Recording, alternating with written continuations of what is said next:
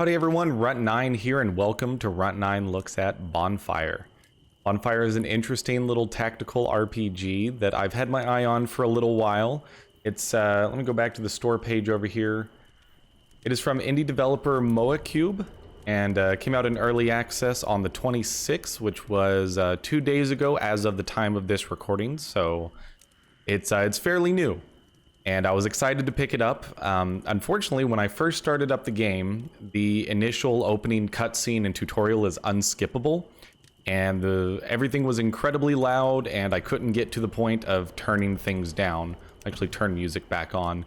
There are also no sliders in the options menu, and your difficulty options are journey and failure. So it's already got some quirks. However, through the tutorial, it has a very clean and simple rapid fire tactics thing going on. And so I'm interested to get a little bit further into it and let you guys take a closer look at what Bonfire has to offer. So it is meant to be, you know, a little bit dark, and I'm gonna turn the music down more for you.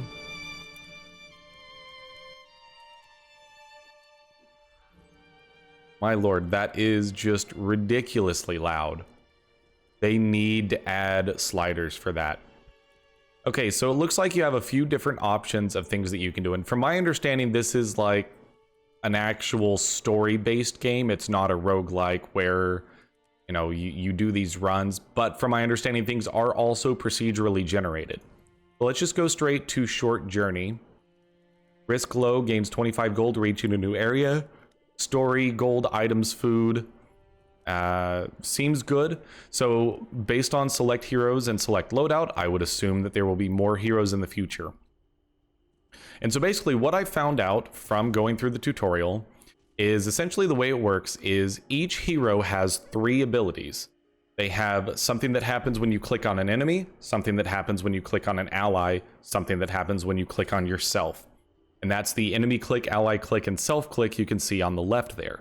So for example, the Blastmancer here, you can click on yourself to add these charges to yourself, and then you can click on an ally to boost their stats or shoot the charges at an enemy.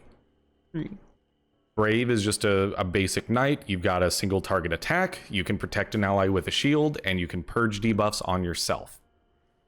And then Reverend has a piercing strike that breaks through armor, healing to heal an ally, or sanctuary to make yourself untargetable and raise special.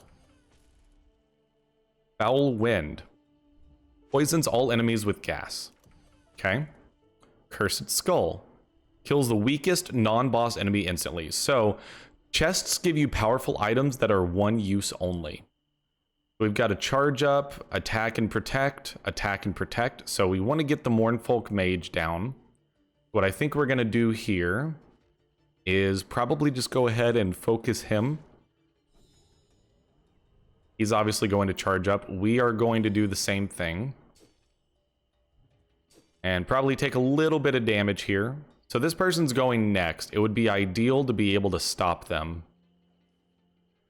I don't think poison is going to be the right answer here. I'm actually going to use protect on our mage. Damage received also reduces max health. Restore it through items or level ups. Interesting. Okay, so you have to worry about long-term damage effects. So I'm actually going to charge up one more time. And then going to use Sanctuary on him so that things have to go against her block to actually get through anything. And then I think we will attack this guy. Seems like a good idea. And then let's use our 5 charges to shoot this guy. You know what? That seemed like the right answer to try to take that guy out. And then you just focus down one at a time. And so I like the way the combat flows. It's very clean. It's very simple. I'm not sure if it's too simple is the only thing. And, you know, obviously just not far enough in the game yet to know if it's too simple. It's definitely just a bit of just click and get there eventually. But I'm kind of okay with that. So as long as the build diversity is there.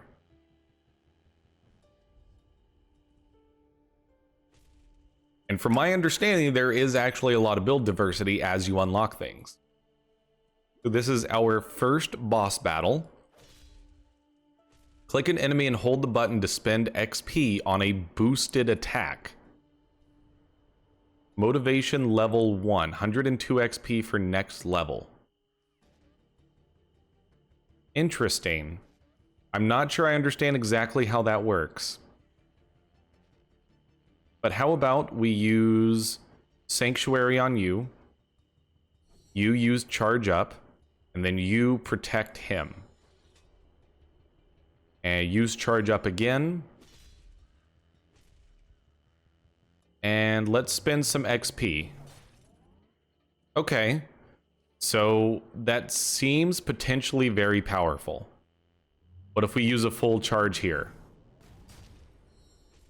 Alright, so we basically already pretty much killed the boss just in those 2 attacks. I don't know how that XP works, though, is the only thing.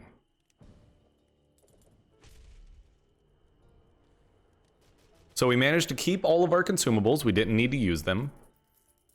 We didn't get any motivation ups. And so I'm like, the systems in this game feel actually quite a bit different than what I'm used to.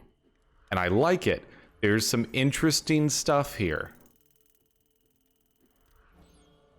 So resting 1 day, I would imagine, is how you heal HP. Also, we should probably do these. Increases the armor attribute. Drag and drop runes into ability slots to gain their power. And obviously more customizations coming in the future. Attack boost on our mage. Then you have a speed boost. So we have 2 quests. Personal trainer, find someone who could train us properly. Seek and destroy the faceless overlord. Well, do we need to rest? I don't know what resting does, so let's just click it. Morning comes too soon. Does that mean we're getting ambushed? Nope, but okay, so it does take food to do that. I don't know what this is.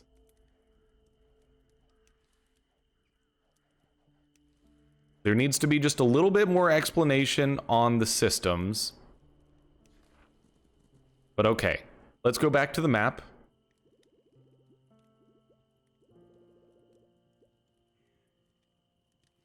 So what do we have? Alchemist Workshop, Battlefield, Wolfpack, Old Trading Route, Mournfolk Treasure. How about we probably should have explored more before we went ahead. Okay, I understand this goes to the edge of the map. Got it. So we should explore what's in here first. So how about we go to the battlefield?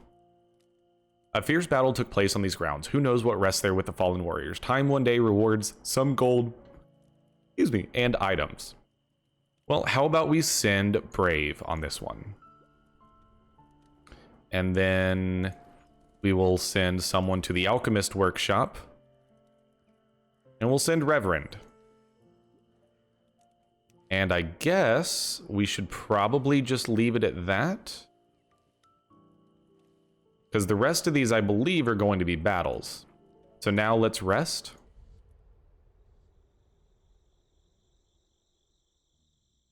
Because I don't think our Blastmancer could handle a fight on his own. So far, like, I'm definitely intrigued. Mission complete. Ephraim returns successful from the Alchemist Workshop. The Alchemist Cottage was abandoned long ago, but some useful resources can still be found. I believe that's going to be a fire potion and then another healing potion. And then Billy returned successful from the battlefield, came back in quieted into foul moods. Scavenging a battlefield does this to people. 117 coins. Probably a good idea to have as much money as possible, right? So how about we go do a Wolfpack fight? Risk medium gains a bunch of gold and food. Risk medium, maybe not quite yet. How about we go to the Mournfolk Treasure? A few Mournfolk are guarding some ill-gotten treasure. 25 gold more in loot.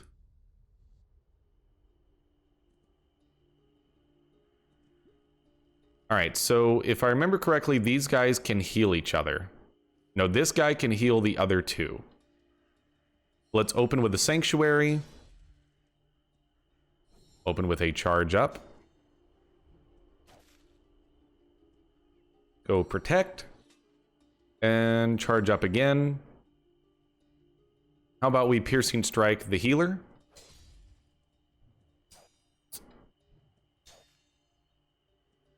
And then shoot him with the Blast. Good stuff. Now these guys have 100 HP.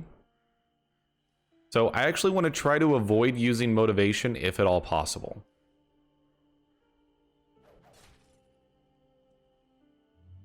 We'll charge up a little bit there.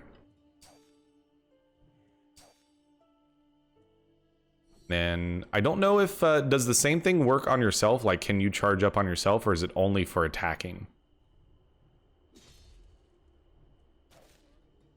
That's something we'll just have to try. Nope, it does not work on yourself. We need to heal our knight here. Probably just do some attacking.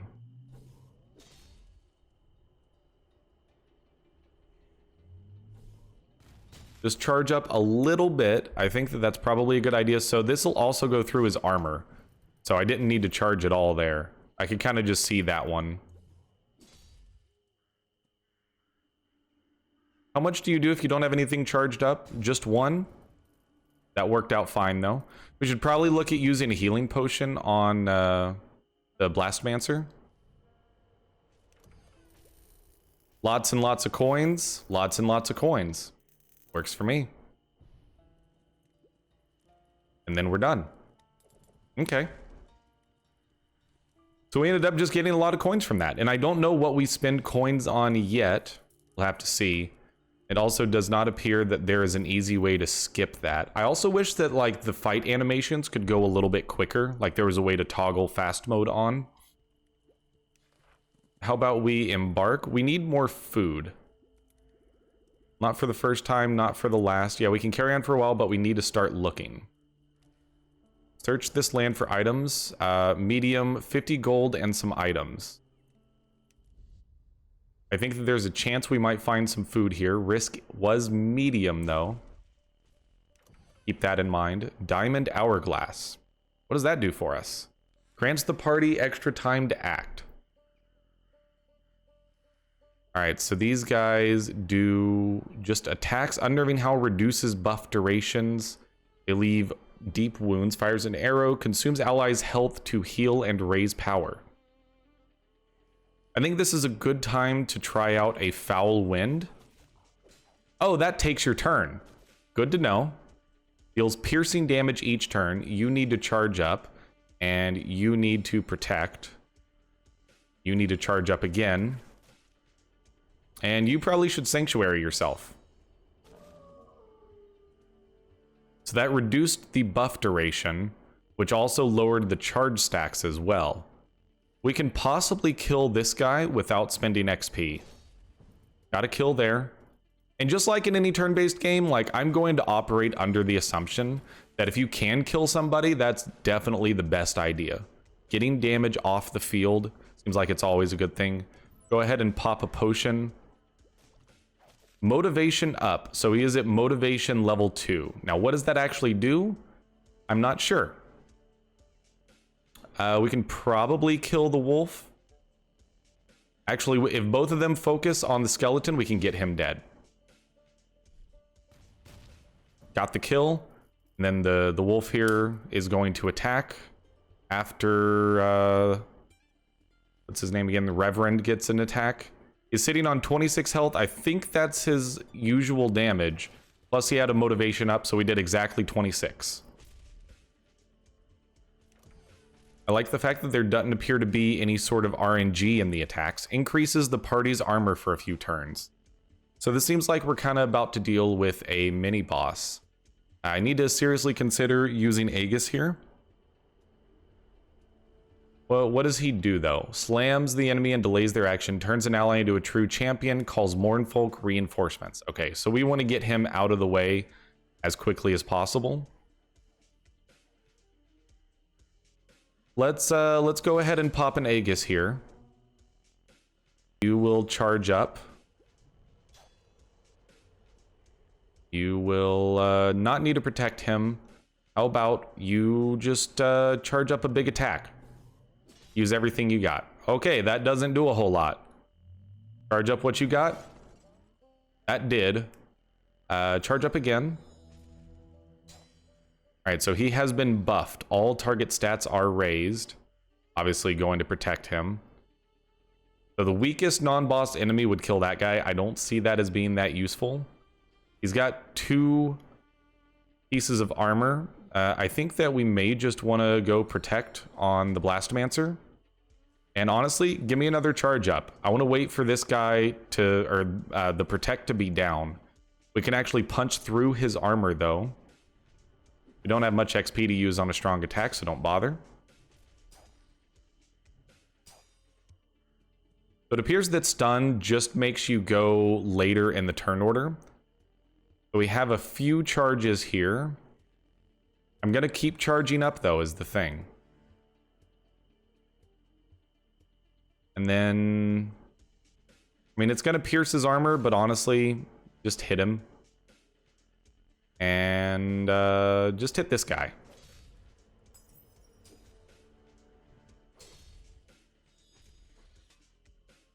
They can both protect at the same time, as it turns out. I did not know that. Can I? So I can't blast him, can I? No, so it just hits people in front at random. Makes sense. We'll charge up a full piercing strike, though. I was hoping that would kill him. Didn't quite get us there. My mans might want to consider a sanctuary at this point. Got the kill there, and then we just keep focusing on trying to get this guy down. How about you heal the Blastmancer? And charge up one more big one. I think we may want to just attack here. And attack again. And then kill him with a blast, please. Good stuff. Okay, that's what we wanted. We did pick up a food there as well. Still don't know what that fire symbol means. All right, this guy has 40 armor. Got it. That's why we're not doing much damage. Obviously want to charge up here. Probably go Sanctuary on yourself. Because the Knight has 45 armor, you only have 22. And Blastmancer only has 20. But you charge up a little bit of a big one here.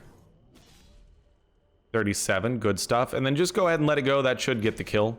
And it did. Absolutely what you'd like to see. So this is a pretty long one. I guess the risk level is how long the, I guess, quests are.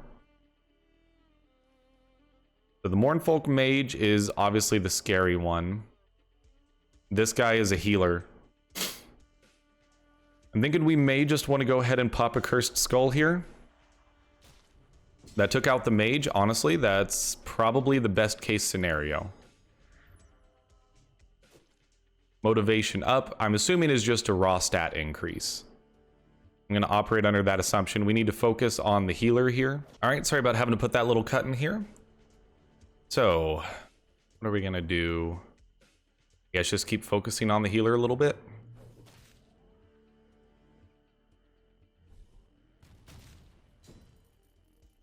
Good kill, and then just smack this guy a few times.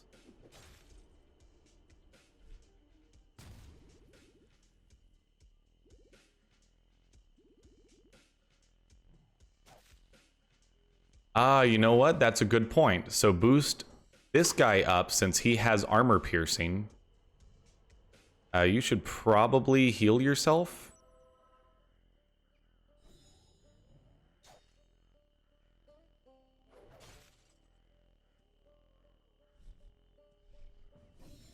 What does that do? Greatly increases all attributes. Oh, okay, you're not kidding, are you?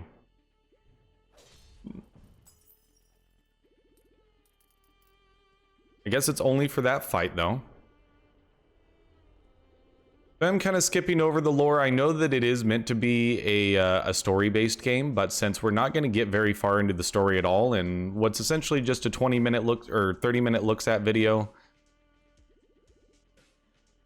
I'm kind of focusing on moving forward, learning just more about the game in general. Healing fountain, you'll love to see it.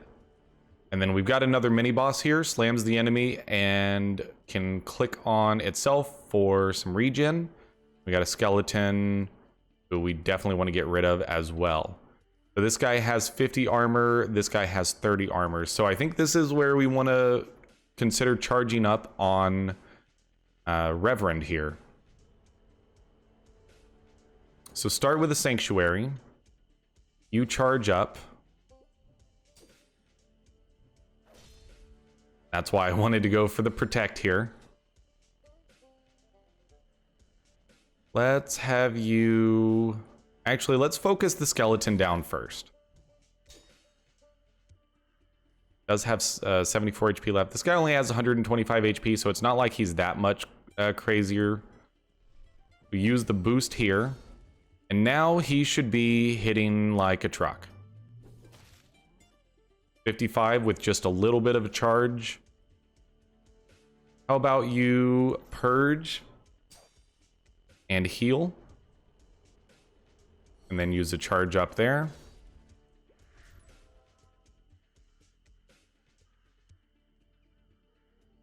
And go for the kill. Good stuff.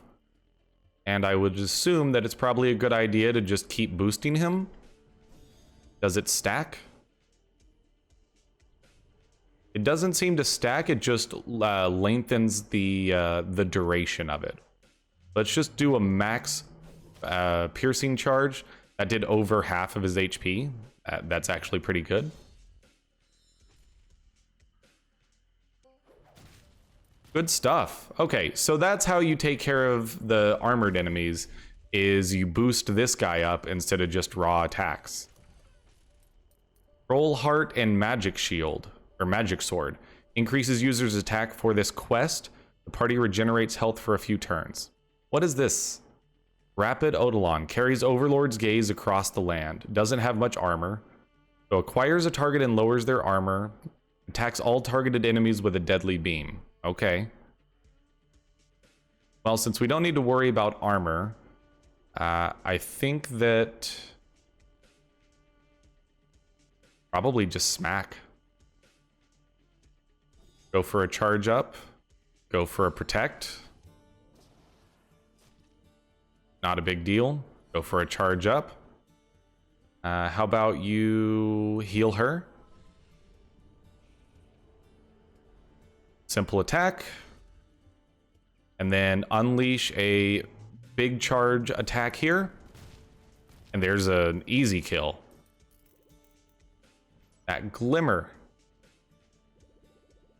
It's the hope we need to reach the Overlord's Keep.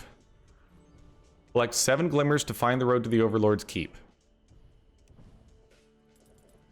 So it's Glimmer, which is a quest-specific kind of item. Main quest-specific, I should say. So we got some motivation ups. I don't know if that means we unlocked more, I guess, runes is what they were called, ability runes. That would be neat if that were the case. We discovered new items. Yep. So how do we unlock these? Or is that all you get right now? Is that what the further customization is? I don't know.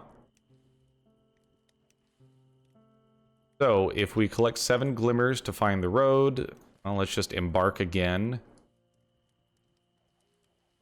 What is this? Risk, who knows, gains ability rune.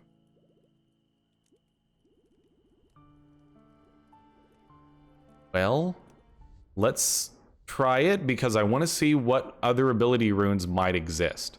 Because that's really going to determine what sort of legs this game has.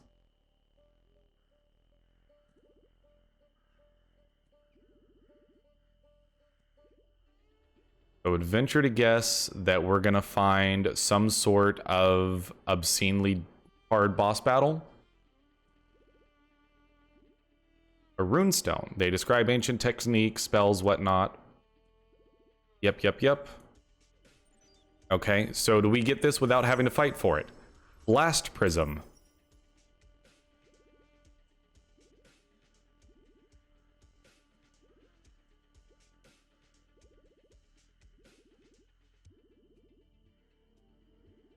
Magic dulls with age. Someone skilled could sharpen it, so to speak. Find at least 3 more runes, and that'll give you gold and glimmer. Seek someone with power to improve runes. Okay, so your runes can also be leveled up, which I guess we kind of saw on the starting runes, the defense, attack, and speed ones, that they had, I think, 0 out of 5 on their level. Rune discovered. So is it going to tell us what we need to do? You can click a hero to swap their active ability runes. Like, for example, this one is level 0 out of 5. Yep. I'm going to venture to guess that that rune can only be used by the Blastmancer. Allows use of Blast Prism to deal heavy damage to all enemies. Okay, so this is how the builds change. Got it. So that makes it a lot more interesting than it initially appeared. So obviously I want to immediately try to find more runes. Let's help the stranger. Medium, 50 gold, and new service. Let's find out what the service is. Because I want to find like an item shop, because there's got to be gear, right? Like, I know there's more to it, and unfortunately, like, we're going to run out of time before we can really dissect all of this.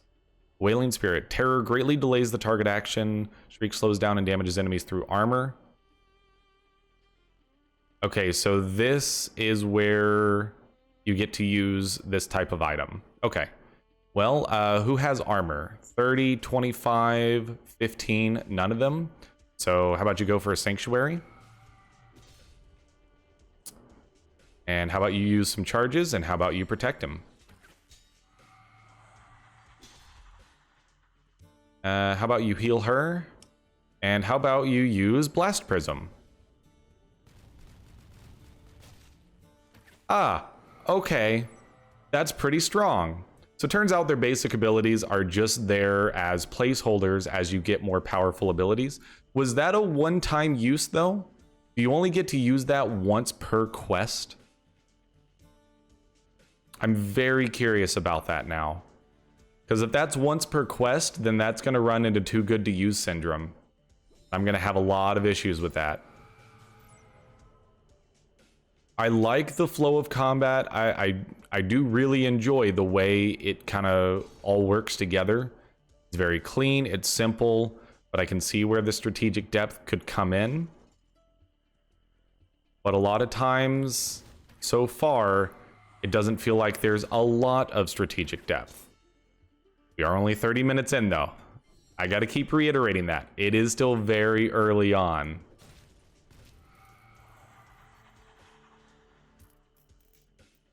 How about we start working on... probably the Howler. The Howler's debuffs seem to be putting us in a bad spot. Let's even charge up a full attack here. Good stuff. Got some food out of it as well. And then we'll just start smacking this guy. Probably should heal her, as a matter of fact.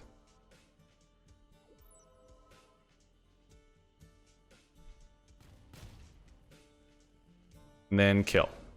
Good stuff. Okay, so now we have an item shop.